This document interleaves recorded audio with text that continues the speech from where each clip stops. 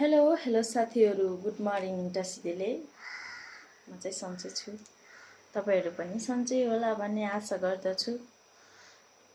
आज चाहिँ घाम लाग्दैछ हो, पुरा घाम लागिरहेछ साथीहरू। आज 12-20 बजारतिर पुरा घाम लागिरहेको छ भने म चाहिँ सबै कामसाम सकेर अब खानाको लागि तयारी सब्जी केलाउँदै छु हो साथीहरू।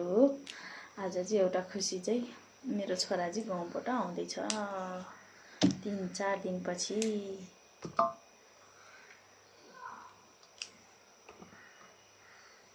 खुसी पनि छु।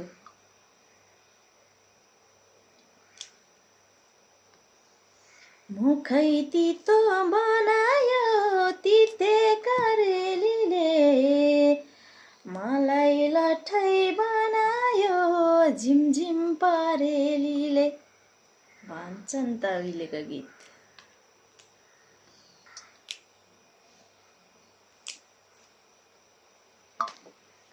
कस्तो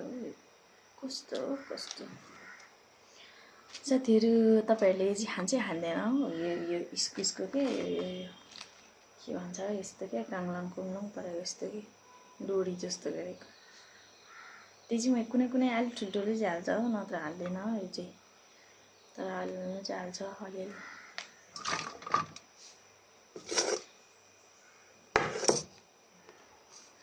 अब भने एकैछिनमा भेटौँला साथीहरू। ल साथीहरू, अब चाहिँ भने म रेडी भयो। यहाँ चाहिँ खाना बोकेको छ है, खानासाना पकाएर पनि। अनि म चाहिँ रेडी भयो, अब म जान्छु। बाई।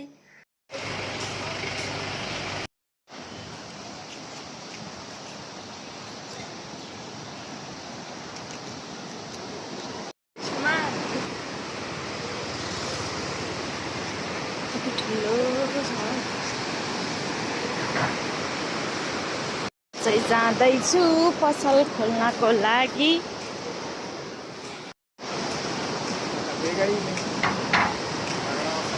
घाम लाग्यो भने नि भरे कस्तो गर्मी हुन्छ हो साथीहरू, गर्मी हुन्छ नि त। यो चाहिँ बारबिसेको पुल,